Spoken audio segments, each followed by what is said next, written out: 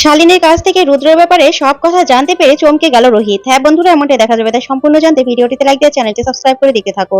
গল্পের শুরুতেই দেখা যাবে পারমিতা রুমে বসে বসে কাঁদছে আর বলছে, তথা তোমার পারমিতার উপর তুমি রাগ করেছো না? তুমি তো সবকিছু দেখেছো, তুমি নিশ্চয়ই আমার উপর রেগে আছো। তোমার পারমিতা ওই অংশুমানকে কোনোদিনও কোনো ইঙ্গিত দেয়নি, তুমি বিশ্বাস করো। আমি কোনোদিনও চাইনি যে আমি অন্য কাউকে বিয়ে করব। আমি কোনোদিনও কারোর কথা ভাবতেও পারি না। তথা প্লিজ তুমি বিশ্বাস করো, আমি শুধু তোমাকে ভালোবাসি, আমি তোমাকে ভালোবাসি শুধু। এই বলে তথা ছবি ধরে কাঁদতে থাকে পারমিতা। তারপরে বলতে থাকে, অংশুমান এরকম একটা ইঙ্গিত দিয়ে কথা বলবে, আমাকে বিয়ে করতে চাইবে, এটা আমি কোনোদিনও ভাবতে পারিনি। বিশ্বাস করো, আমি কোনোদিনও এটা ভাবতে পারিনি। তারপরেই কাঁদতে থাকে পারমিতা, অনেক কাঁদতে থাকে, কাঁদতে কাঁদতে বলতে থাকে, অংশুমান আমাকে সে কলেজের সময় ভালোবাসতো, ও এত বছর পরেও কেন যে আমাকে এসব কথা বলতে গেল, আমি তো সেটাই বুঝতে পারছি না। কি ছেলে মানুষই করেছে। আমি ওর কাছে কোনোদিনও যাব না, ওর সামনে আমি কোনোদিনও যাব না, ওর সাথে আমি কোনোদিনও কথা বলবো না। এই ভেবে পারমিতা কাঁদতে থাকে আর বলতে থাকে, তাহলে তথা আমি কি সত্যি কোনো ইঙ্গিত দিয়েছি অংশুমানকে এগুলো বলার জন্য? ছি ছি ছি ছি, না না, আমি কোনোদিনও এই কথা ভাবতেও পারি না। এই ভেবে পারমিতা কাঁদতে কাঁদতে হঠাৎ করে দেখতে পায় যে তথা ওর সামনে আছে। আর তথা বলছে, পারু তুমি কোনো ভুল করনি। তখন পারমিতা তথাকে দেখে তথার দিকে অবাক হয়ে তাকিয়ে থাকে। তখন তথা বলতে থাকে, বরং তুমি যদি অংশুমানকে বিয়ে করো তাহলে আমার থেকে বেশি আর কেউ হবে না, আমি সব থেকে বেশি খুশি হব। কারণ আমি ভাববো, বুঝে নেব যে তুমি, তোমার মন রাখার জন্য, তোমার সকালাত পূরণ করার জন্য, তোমাকে ভালোবাসার জন্য কেউ একজন আছে। বিশ্বাস করো, আমি কোনো রাগ করব না। তুমি অংশুমানকে বিয়ে করলে আমি খুশি হব। এই বলার পরেই পারমিতা বলতে থাকে, না তথা তুমি এসব কি বলছো? ঠিক তখনই তথাকে আর দেখতে পায় না পারমিতা। তখন পারমিতা তথা ছবির সামনে গিয়ে চিৎকার করে ওঠে তথা বলে। আর ওইদিকে ফুলকি পারমিতার দরজার সামনে বসে বসে ঘুমোচ্ছিল। হঠাৎ করেই চিৎকার শুনে উঠে যায় ফুলকি, উঠে বলতে থাকে, দিদি, দিদির কিছু হলো, দিদির কিছু হলো, স্যার উঠুন। এই বলে রোহিতকে উঠাতে থাকে ফুলকি। তারপর রোহিত বেরিয়ে আসতেই বলতে থাকে, কি ব্যাপার ফুলকি, তুমি এখানে কি করছো? তখন ফুলকি বলে, দিদির মনে হয় কিছু হয়েছে স্যার, দিদি চিৎকার করছে দাদার নাম বলে, কিছু হয়েছে আপনি দেখুন। তখন রোহিত বলে, তুমি ঘুমোনি, তুমি মায়ের ঘরে যাওনি, তুমি এখানে কি করছো? তখন ফুলকি বলে, দিদির এরকম অবস্থা, আমি কি ঘুমোতে পারি বলুন তো, আমি এখানেই ছিলাম। তখনই রোহিত ফুলকির কথা শুনে পারমিতার দরজায় গিয়ে নক করতে থাকে আর বলতে থাকে, বৌদি তুমি ঠিক আছো, ঠিক আছো বৌদি, কথা বলো। তখন পারমিতা ভিতর থেকে তথার ছবি বুকে নিয়ে বলতে থাকে, ভাই সব ঠিক আছে এখানে, আমিও ঠিক আছি, যাও তুমি ঘুমিয়ে পড়ো। তখন রোহিত ফুলকিকে বলতে থাকে, ফুলকি সবকিছু ঠিক আছে, তুমি আর চিন্তা করো না তো, এবার যাও গিয়ে ঘুমাও, যাও, সকালে জগিং করতে যেতে হবে। এই বলে ফুলকিকে রোহিত ওর মায়ের কাছে পাঠিয়ে দেয় ঘুমোতে।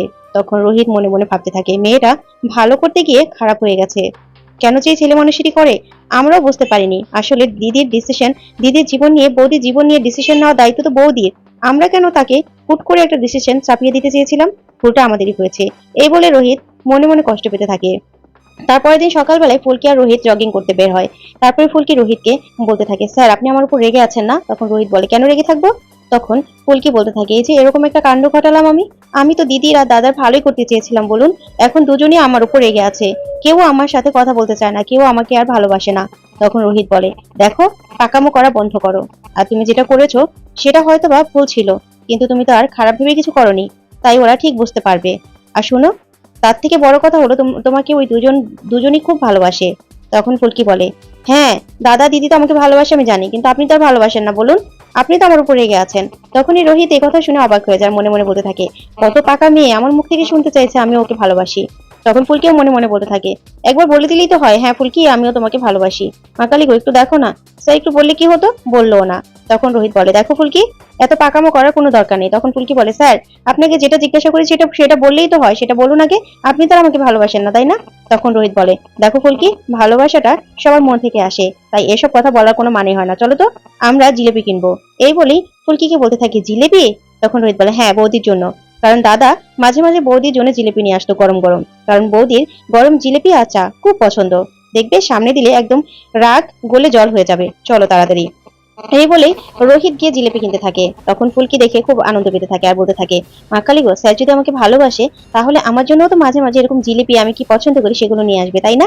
এই বলে ফুলকি স্বপ্নে দেখতে থাকে যে রোহিত ওকে জিলাপি খাওয়াচ্ছে। ঠিক তখনই রোহিত জিলিপি কিনে ফুলকি সামনে আসলেই ফুলকিকে স্বপ্ন দেখতে দেখেই রোহিত ফুলকিকে ধরে আর বলে, ফুলকি আবার স্বপ্ন দেখছো তুমি? তখন ফুলকি বলতে থাকে, না স্যার আমি তো দেখছিলাম জিলিপি।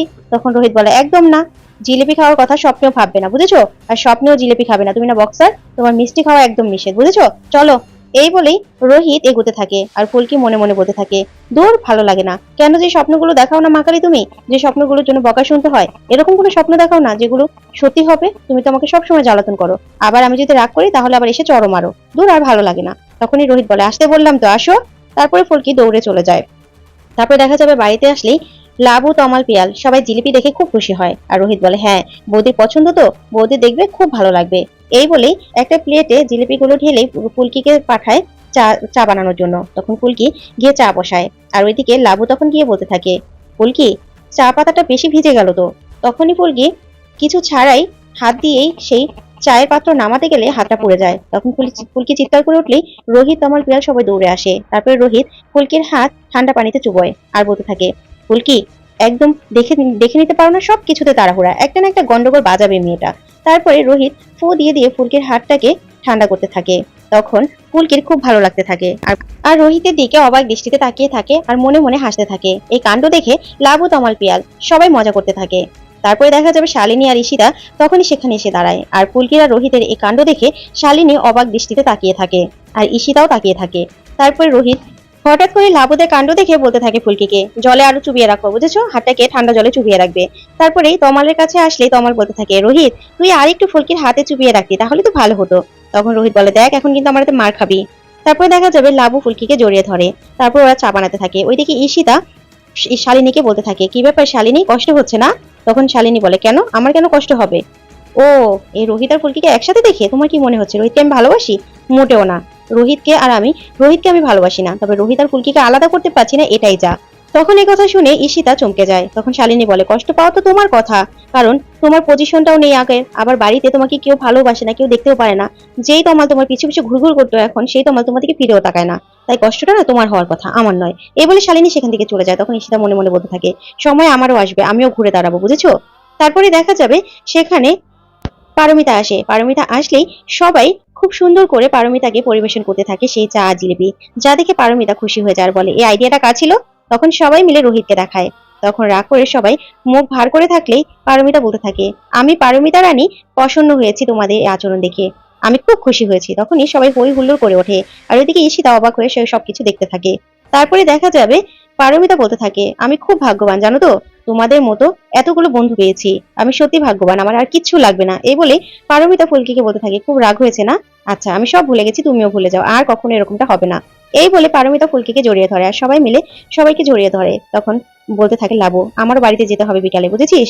তখন এই কথা শুনে সবাই চমকে যায়। তখন লাবু সবাইকে বলতে থাকে, তোরা ভয় পাস না, এখন থেকে আমি আর ভয় পাবো না, আমি ও বাড়িতে ঠিক সাহস করেই থাকবো, আর গানটাও গাইবো আর নিজের মতো করে থাকবো, বুঝেছিস? এই বললে সবাই হাসতে থাকে।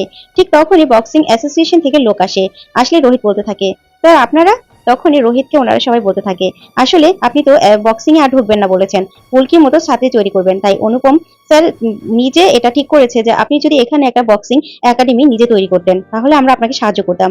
যা শুনে রোহিত সহ সবাই অবাক হয়ে সেই তাকিয়ে থাকে আর ফুলকি খুশি হয়ে যায় আর রোহিতও খুব খুশি হয়ে যায়। ওইদিকে শালিনী সেই কথাগুলো শুনে খুবই মন খারাপ করতে থাকে আর এদিকে ঈশিতাও তাকিয়ে তাকিয়ে সবটা দেখতে থাকে। তো বন্ধুরা আজকের আপডেটটি কেমন লাগলো অবশ্যই কমেন্ট করে জানাতে ভুলবেন না। আর পরবর্তী আপডেট পেতে অবশ্যই চ্যানেলটি সাবস্ক্রাইব করে পাশে থাকা ছোট্ট বেল বাটনটি ক্লিক করে রাখবে। ধন্যবাদ।